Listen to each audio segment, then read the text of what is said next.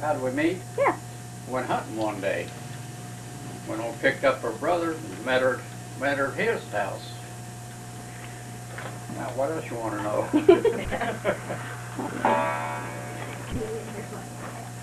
Oh, you got it all. You got it Well, running I've got now? a few questions. Yeah, that's running. Just ignore it. It's running hard, yeah. So you just went hunting and there she We went was. hunting over there one day and went out and picked up her brother to go with us. And Psych. Brother Syke, and that's how we met the first time we met. And that, of course, she was a little bitty thing there and bashful as could be. Well, you wasn't so damn big yourself. So how old were you when you met? Like, What? How old were you? Oh, about 16 or... 13, start out something. Well, 13, not that's 13. 12, I didn't. 14.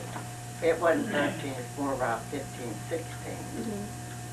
But they went down hunting, and then you can tell better about that And than on I the can. weekends, well, I used to go down to Mount Vernon. My brother and I used to go down to Mount Vernon, and we had the uncle and that, and Uncle Raymond Taffner. Uncle Chick. That's that And, Eleanor's husband. We just went over to pick up Syke to go fishing. Raymond. Went down to Go Hubby's Lake. hunting that. And It used to be the famous fishing hole Mm-hmm. below Mount Vernon. So, And from there, why, Annabelle, my sister, we took her down there, and then the girls started getting together and going, Uncle lived up the hill from them up there. They started getting together, first thing you know, why, we decided we'd go out.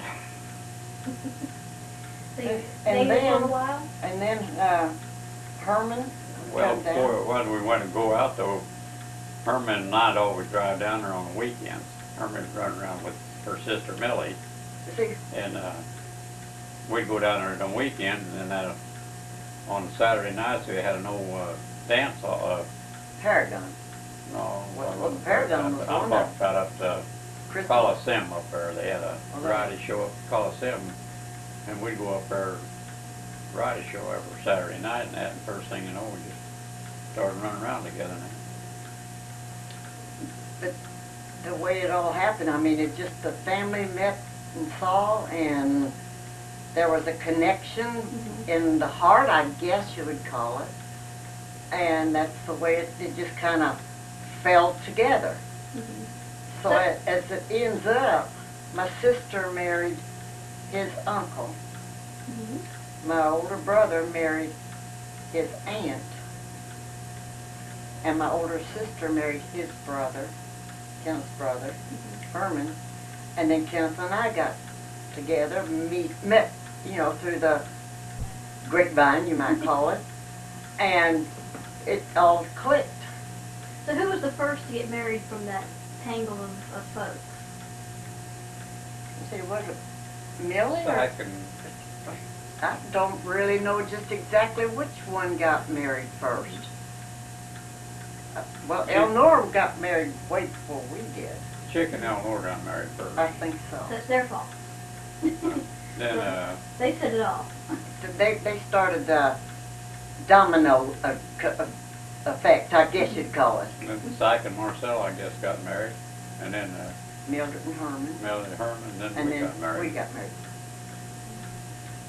But And it, so that ended up, my brother is my uncle by marriage.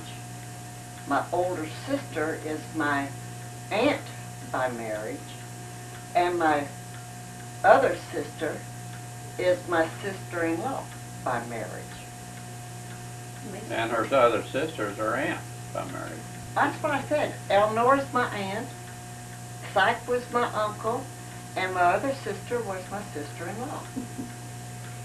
And among all of this interlocking in one family into another, there was never that first divorce. That's wonderful. I mean, when we took our wedding vows, like they always say, till death do us part, we took that to heart. And we didn't. I mean, it was in God's plans, that's all we'd say. It's the only way I can put it. Whenever God created all of us, it was to be that way. Well, tell me about the engagement. Did he get down on bended knee? No. She bagged me. Oh, yeah, sure. It was all my fault. All your fault. Yeah, apparently, it's the way he's telling it anyway. Well, you wasn't before us on grandpas and grandmas and that? Well, we can get to that, but we're running on a theme here with the wedding and all, so what we, Well, out of the blue asked one day, or? Well, have a date planned? they'd come down to visit in Mount Vernon because some of his family, of his mother's family, and all was in Mount Vernon, below Mount Vernon. They'd come down there, and I can't remember just exactly how we first met. We met through SACnet. Chick Well- and SAC worked together. And we would come down there and went to go hunting with him then. Okay, but it was, that's been over 50 years ago. It's a little hard to knock those cobwebs down to get to the bare facts of it You're all. doing great. How about 60 years ago? Well, we've been married 6 56 years. years. Well, tell me about the wedding. Was it, A big wedding. was it big? Big wedding, yeah. Everybody had a big wedding. Everyone in the family had a big wedding. And that was up north and, Yeah, in Most of them Mount down at our Vernon. mother's house. Down there in Mount Vernon. That's the church we all went to. And of course they went to a different church, but seeing us, we went to Mount Vernon, and it's generally the wedding at the bride's church. And like I said, Eleanor got married first, and then Mildred and Herman got married, and then Kenneth and I got married in 45. And I wore Eleanor's wedding dress. I mean, it was just there, and she said you might as well, instead of, going out and paying the expense of getting another wedding dress. So I wore her dress. so where'd you go on your honeymoon? Did you have a trip that you took, or Do what? did you have a honeymoon trip, or did you just hang out there in Indiana? Yeah, we were supposed to went to Chicago. But we didn't make We got to Evansville and spent the first night at Van Dam Hotel. Everybody thought we was on our way to Chicago. We didn't. We told them we was going to Chicago. We got as far as Evansville, and that was as far as we went on our honeymoon. Did you ever make it to Chicago? I mean, No. Yeah, Well, not that- We went on bowling trips lots of Yeah, times but in that Chicago. was way after we got married. No, we didn't. That's after we moved down here. Now, I know that you mentioned 45, so this was all with the war and Depression and, Oh, yeah. and all of Yeah, that. That was after I got out of service. So you were already out of the service? We got engaged before the war broke out, and we waited till after I got out of service before we got married. Yeah, he was in England for. I got out. Let's see. When was you in England? When did you go visit England? Oh, 43, 4, 5. So what was that like? I mean, with the war, I know you were involved with the planes. Well, I know the English people was all in one. They all needed help, man. I was over there, and I went to their pubs at that time, and I met a couple there at the pub who wanted to run the dance hall. What's their names? And Mr. and Miss Laurie was in charge of the dance hall and run the pub there. I'd go out there, and they'd take care of any kid, any American soldier that wanted a home. They had a room up there. They let them sleep in and didn't charge them anything. Or if they got in the pub and they got too tight, well, we had to ride bicycles out and rode bicycles back in the base. But after they got too tight, well, they'd have a place up there. A pub is what they They call the bar. Right. They had a set of twins over there, Miss Laura, they did. On Joan her and 16th, John. and their 16th birthday, I asked her, I said, Miss Laura, you mind if I take them to London? Now, they lived in Wyndham. And she told Kenny, she said, them kids never been 20 miles from home. They've never been anywhere. I said, you think you could have them? I said, yeah, I can take care of John and Joan there. I said, then we've been running around here several times for a couple of years there and then. So she said, yeah, if you want to take them. So in the meantime, why, I went up there and I was going to told them our cooks out there would give us free rations to take out to English people so we wouldn't sponge off them there. And I took out a big package one day and right before Christmas. We're going to go to London and that. Like I say, on the kids, I took them on their 16th birthday. I took them to London, first time they'd ever been away from home. And took them to the cinema over there. Took them to Cambridge College, and took them to the Parliament over there, the big thing, and where they never places where they never seen before and that. When they come home, them kids are all bubbles. I heard about that for 6 months after I took them there. And like I said in the first, I took them. I got the K-ration or C-ration one day and took out there, and I was going to go on a bicycle, rode a bicycle out there and had a big box of things out there, and told them, well, here's your, I'm going on to London and visit that. Here's the rations, so your family can have good rations. Rations is the food And, that they gave them. She looked in that box of stuff I had, and she looked at that and said, my God, pineapples. I said, what do you mean? She said, well, it says you got 2 cans of pineapples in here. I said, yeah. I said, that's dessert for that. And she said, I haven't had pineapples once in my life. And said, John Jones, none of them's had any before. And I don't know, we had meat and pineapple and everything that you could think about. I had enough for 2 Christmas dinners for all the whole family and that. But I never forget that. She said, well, then I gave John over there, I had a pocket full of cigars. That's when he was smoking John, cigars. and I said, John, I said, you smoke cigars? He said, whenever I get any good ones, or whenever I get some, I do, but he says, can't afford them over here. See, they're making a shilling a week, what they're making, and we make... What is a shilling equivalent to? Shilling is equivalent to 20 cents American money.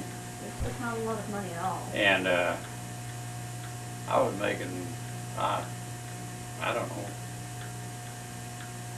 $50 a month over there. And so I said, well, here's Sid. He said, man, I ain't smoked a good cigar in years. So you were And I just opened hand, I just reached in and looked at I said, well, here's 6 more of them. I said, he said, you don't mind if I don't smoke these today, do you? I said, no. I don't mind. I said, smoke them whenever you want to. He said, I want to go over and light these up in the tavern when I'm talking to all them boys and sit there and smoke these cigarettes. Wasn't that in Norwich, England? That was in Norwich, England, there at the pub that they run that. He said, I just want to hear them guys smell, let them smell a good cigar. So you were stationed outside of London then during the war? You were stationed outside London? Yeah, I was stationed at Wyndham, between Wyndham and Worsingham, over there. So what did you do? Were you just general base person, or? Well, I was in bomb disposal, and I was in charge of the base after any bomb raiding. After we had to go out and thing, and if there's any bombs didn't go off, we had to defuse them, but either blow them up, one of the two. That's pretty If they're dangerous close stuff. to the building or something, we try to dig them out. If they wasn't, we just set them off. And outside of bomb disposal and stuff like that, I was in Ardennes, worked on all the guns, and I loaded all the bombs on the plane. And I was the only one allowed to handle the time delay bombs over there. In other words, if we loaded the plane was loaded for time delay bombs. I had to go to either there was 4 groups of us, and I had to go to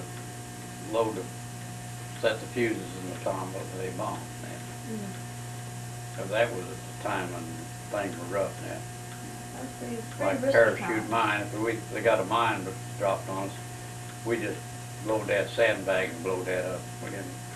They had 7 different kind of fuses in that, and if something be voice or vibration or movement. A lot of our fuses, you turn them when I screw them in. Once I screwed them in, if they turn back from what's the quarter of a turn out of there, they explode. Somebody tried to Try to defuse. defuse them. Yeah. We didn't use them all the time, we just used them on special missions. Right. Like, So you were there for two or 3 years? You Huh? said? How long were you over there? although we're 3 years, 3 years. and all in active service all the time. Did you get any kind of awards or anything for your service?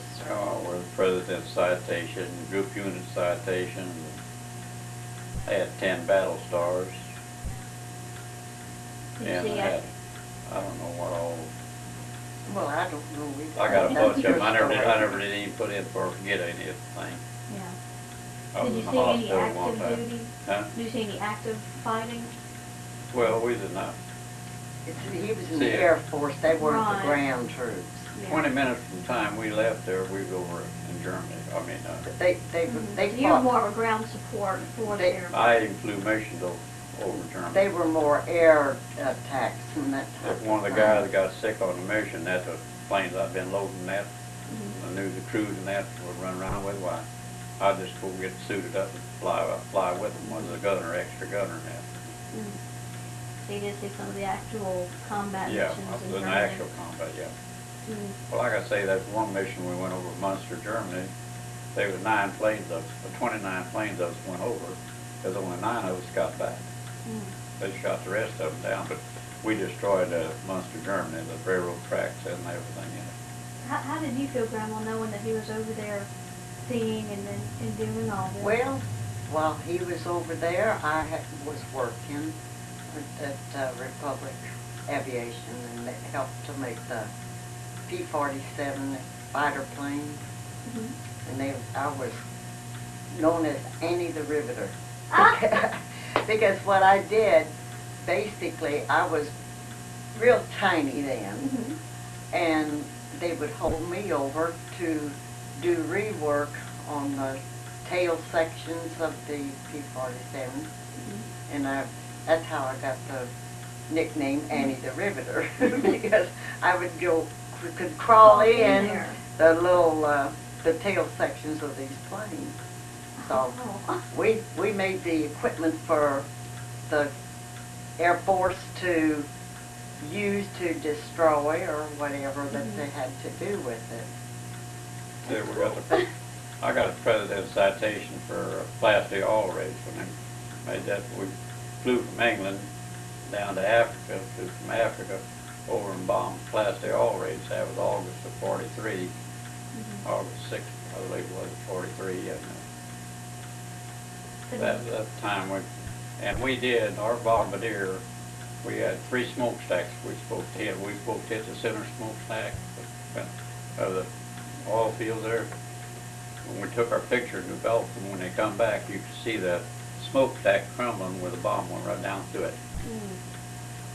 Great aim. But that was a low-level mission. When we come back, we had corn stalks in the bomb bay doors.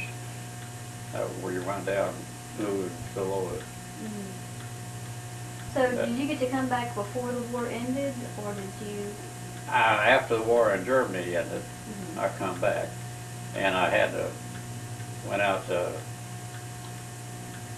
Salt Lake City. I went out to the Air Force base out there in Arizona.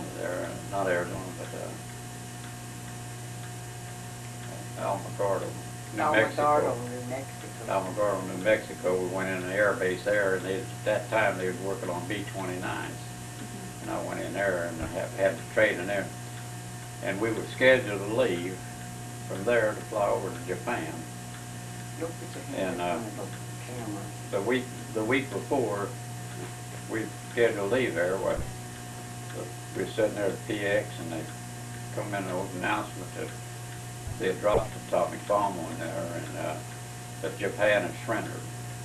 But another week's time, I'd have been over in Japanese area. So how did you guys feel about when they dropped those atomic weapons for the first time? What was the general response? I mean, from Well, sis, that's atomic. We killed a lot of people when we dropped that atomic bomb. But we saved many lives, a lot more lives, many and many lives. For the But Japanese they had no feeling at all. They just here shooting, killed until the thing. what about from the general population? When you guys had heard about it, what was the reactions of people that you knew? Well, we Well, of course, we worried about him, you know, being over there, knowing that he was going to be flying over and in the position he was in. Of course, we were worried about him, but we waited for the mailman to come by to make sure, see if we got a letter from him of how and what was going on. But we prayed every night that he would be able to go back to his home base in the after the attacks or whatever that they were doing. So that was the way it was then. So we just prayed and hoped and prayed. Well, another thing about over there, when after Germany surrendered and everything, all the fighting was done over there. See, we flew back. I flew back with one of the crews that I flew with on a mission there over Munster, Germany. They requested I fly back with them. So I flew back there, and I'd say,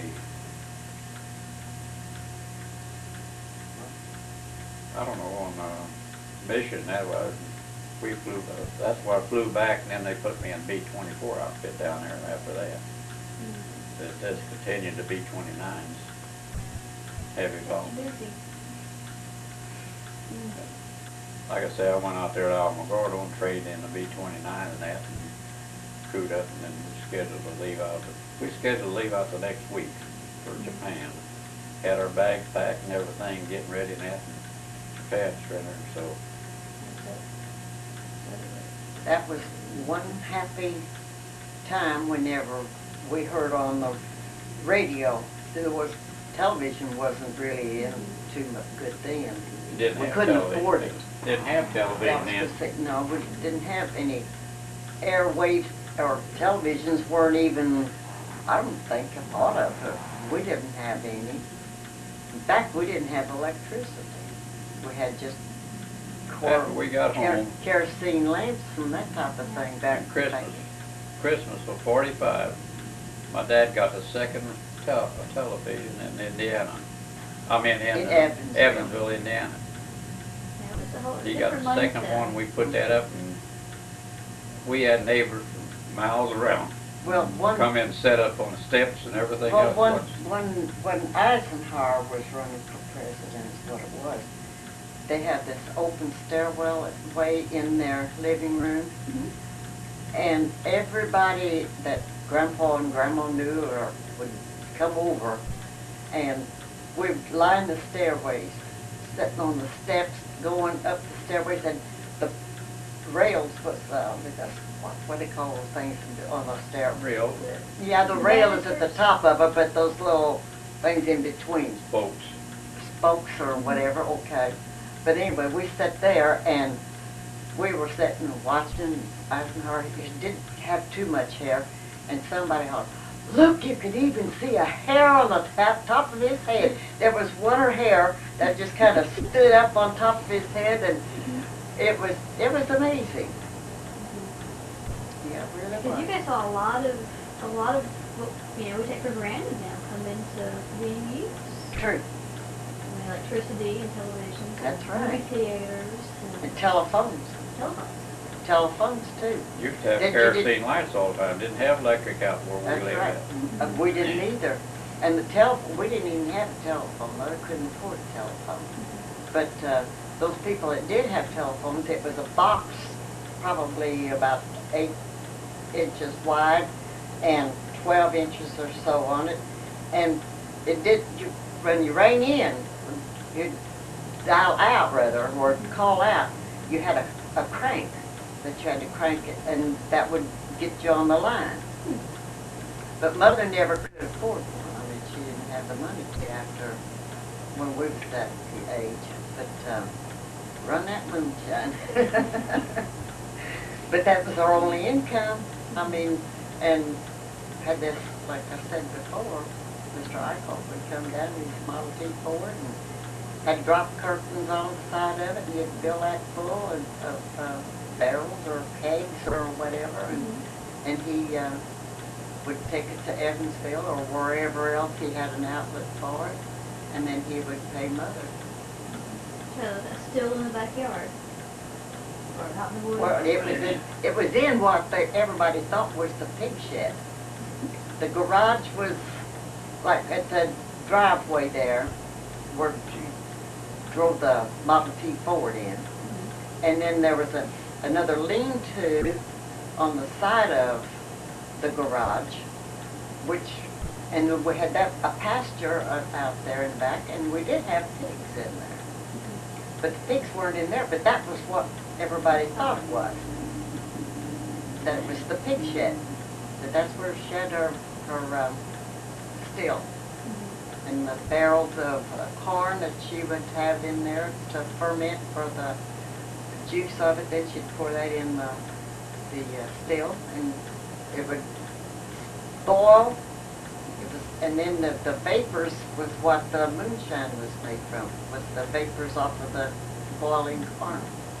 The fermented corn is what it really was. Well, that's just like when we lived in Mount Vernon, Indiana, my mother and dad, we had a little cabin place up there, and Mom and Dad told us, said, boys, don't go in that back bedroom there back there. There's a big bear in there, he'll get you. And that was where the still was.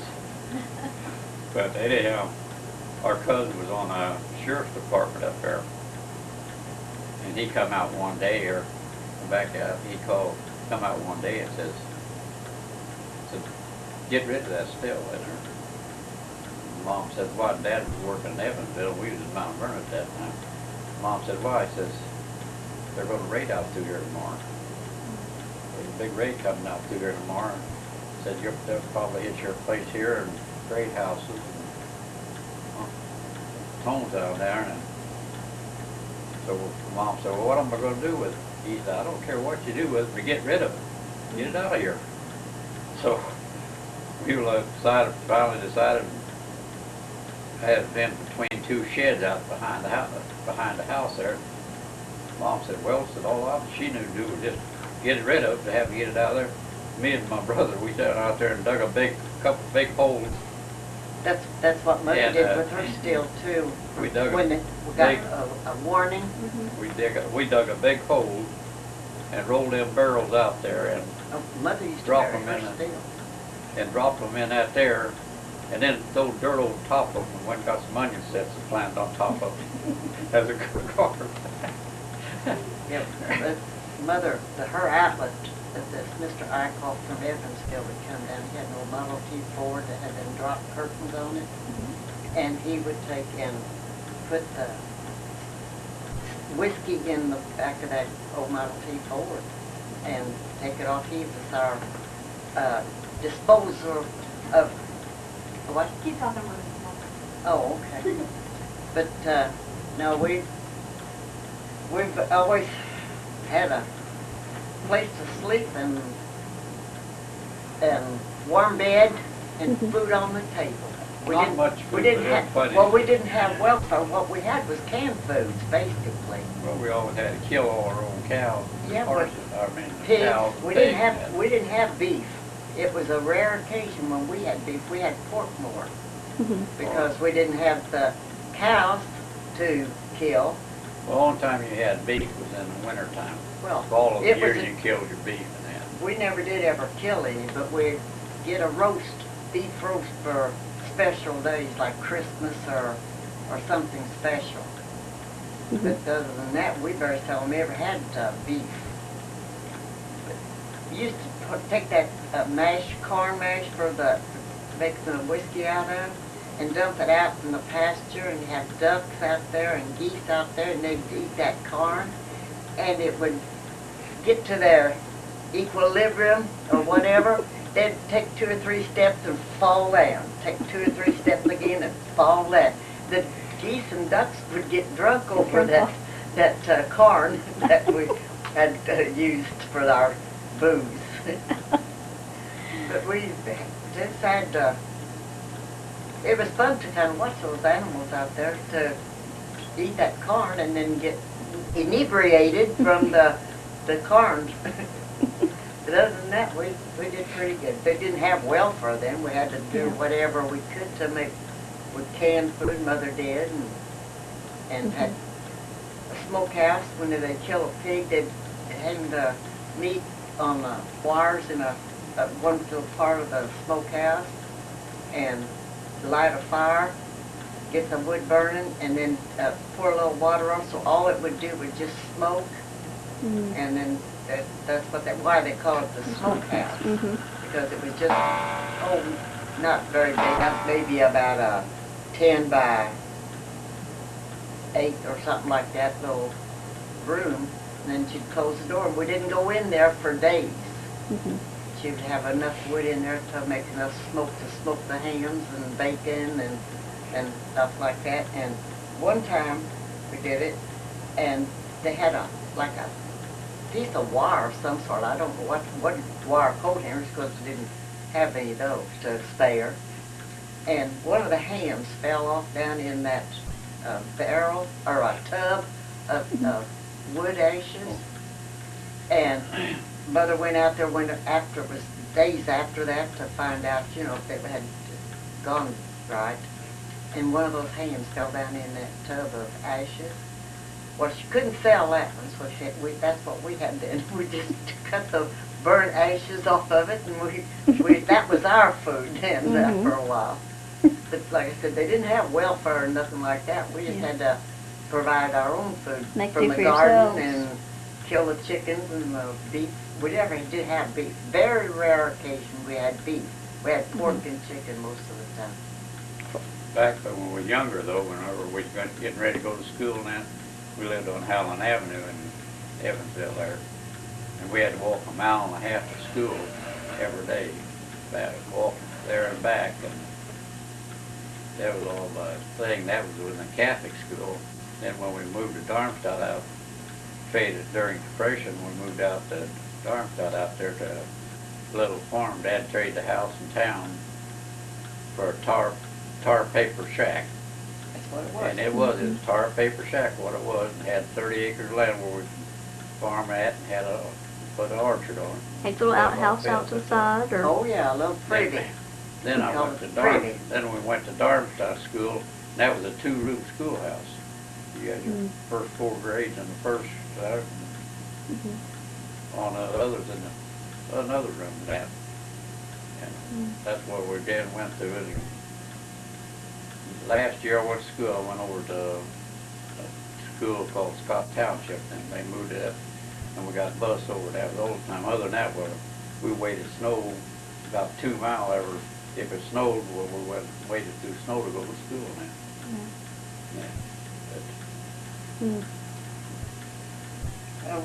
We had a school bus that picked us up to take us to school, but it was 3 miles out of town. Yeah. But then other than that, Mother did real good, considering she had all of us kids. And when Daddy passed away, I was only 7 years old, and I had a younger brother, Joe, that was 2 years younger than me, so he was about 5. How many of you total were there? How many children? Well, there was Eleanor, that was the oldest one. Then there was Syke, he was next. Then Mildred was next. Then me, and then Joe. So your mom raised all 5 of you? All 5 of us, Wow. And like on me, we had my brother, he was the oldest was Herman, and me, then Annabelle, and then Lillian, and then Copper. Your families were a lot larger. Yeah, and we never really ever did go in on, they didn't have the welfare then. We just had to do with what we had in the garden. We used that. We didn't have big enough room to have a freezer, which we didn't have electric, wouldn't have done any good. We had meat in the wintertime for when I killed most of the rabbits and that's squirrels. And then what the mother did a lot of times, whenever they'd go out after we get some rabbits, she would take and they'd clean them, and then she would kind of fry them, and then have some fat from she'd put a layer of meat, and then fat lard, yeah. and then put some lard over the top of it, and then she'd put some more meat in between it, and then lard on the top of it. We didn't have any other way to preserve it, but it was always good. And we took and stuck it in the cellar where it was cool and it would stay warm. In the smokehouse, we'd put the hams of the or the pigs in there and smoke them. I saw her mother, Matt, one time when we was out there. Us boys, well, went out in the field out there and we killed a bunch of rabbits. Took them over to her house there, and we dressed up and got town, left the town, and went out on our date. And when we got back over, her mom was firing mad. Said, "You left all them rabbits for me to out there skin and clean." Said, "Now you boys get out there and clean them." We killed 110 rabbits that day and brought them in there and laid a pile of them on the porch. She was ready to skin all of us alive. We worked all night long on rabbits, got them canned. She caught you, kind of. Make her do the work. They had rabbits all the rest of the year. We killed 110 rabbits that day, and man. How many of you were hunting? Huh? It was like just 2 or 3 of 4 you? of us. 4 of you. That's a lot of rabbit. Well, they went below Mount Vernon, out in the country there. Went to Grandpa's old farm. It was a few miles out of town. And He'd let us kill all the rabbits we wanted, and squirrels. But you never killed a quail on this place. He protected them quails and he fed them quails. That's one bird that you never kill on your calf and bird place. Born, he weighed 1.5 pounds. And that's when Dad's mother passed away, too. But we had a lot of family there. Originally they come from Kentucky and Indiana, and they moved to Illinois. Grandpa did. Met Grandma Lona Bell, was her name. Met her in Wilson, Arkansas. Her dad was named Wilson, and they had all land around the Wilsonville. That's when they had slaves and stuff like that out there yet working. What were holidays like growing up? Happy. Happy. We were just as happy as the rich people are today. I mean, we had a family that we took care of each other, and I mean, we got by with basic things. What we had no telephone, no television, no electricity, no indoor plumbing. Now, you did have radio. Well, Saturday, yeah, but Mother used to take the battery-operated radio. Mother used to take on Saturday night. We'd have, when Grand Ole Opry was on, she'd go out and get the battery out of the old Model T Ford and bring it in the house, and we'd listen to the Grand Ole Opry, and that was it. And then she'd take and unplug it and take it out, because we had to have the battery in the car to go to church next morning. She didn't want to run it down. Right. But like I said, we were happy. That was the basic thing that it was all about. So In the study, when you was in school, you had kerosene lamps you had to use. You'd try to write kerosene light and read. Well, we did it. Yeah. I mean, that's all you had to do it with. You had to do with what you had. So anything that you can think of that was just really funny that happened growing up? Like the 110 rabbits and getting scolded for it, or... We never did bring no 110 rabbits back there, I'll tell you. No, not after that first episode was enough. They learned a lesson real quick. But after that, we cleaned every rabbit we took over. We cleaned it now when we left. Yeah, it was like that still the Mother used to make that moonshine with.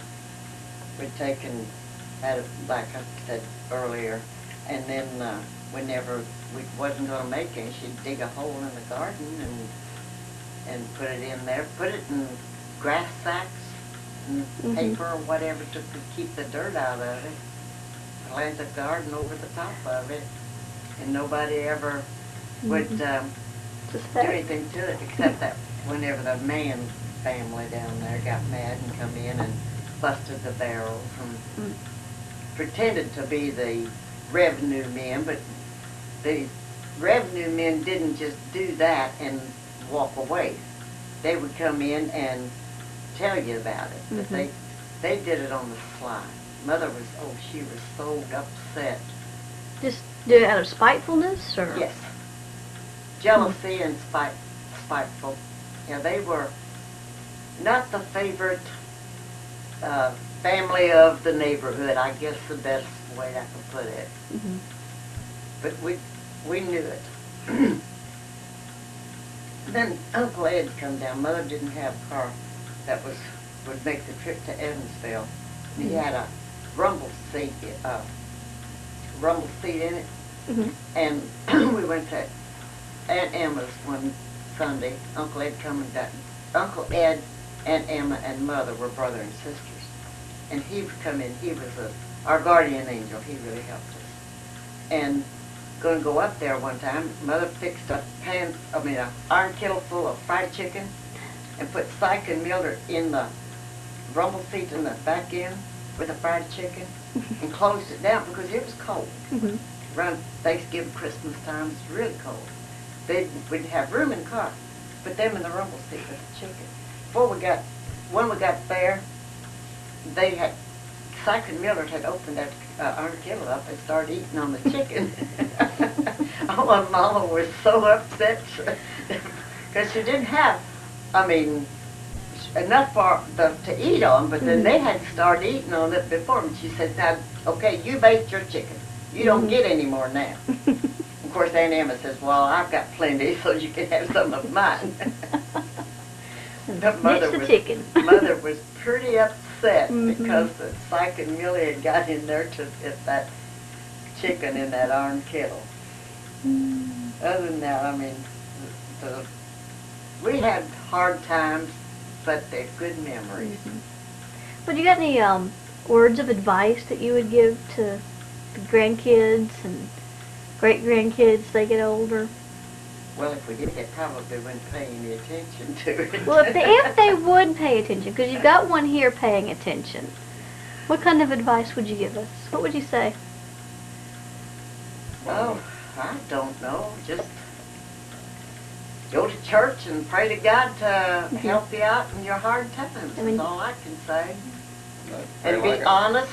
And you're married, what, 56 years now? How'd you do it? It was 56 years in October the 20th. Got out of service September 20th. Got married October 20th. Well, but we were engaged before you went. We were engaged all them years. Right. We was overseas. In fact, we started getting married before we went off where I left. Then that come up, and then that water come up, and that changed my mind. Thought about it and felt like it would be better to just wait and see. Because it's like not everybody, but a lot of people told us that it'd be best maybe to wait because you never know if he's going to be coming back or not. During the war, you didn't know. Yeah. Whenever they went overseas, a lot of boys didn't come back. But he made it, thank goodness, and got back. You wasn't back home very long before we got married. Less than a month. I was just going to say sometime in August or September or something like that. Well, any secrets to how you managed to stay together so long? It's a give and take situation. It's not all one-sided. And if you try to be the top honcho and don't give the other one some leeway and their opinion to it, that's... She was boss the first 50 years. I get to be boss the rest of the time. That's his story. And I think most everybody would know that's not exactly right. Yeah. But no, it's a give and take. You can't have everything your way. That goes for either one. You can't be the top honcho. You have to, like I said, give and take. Yeah. And if you get into an argument, don't say the heck, that's Well- a polite word to say. I hate to And leave walk- good company, walk but I'm out. gonna have to leave right away. We can finish this up, or you can keep on.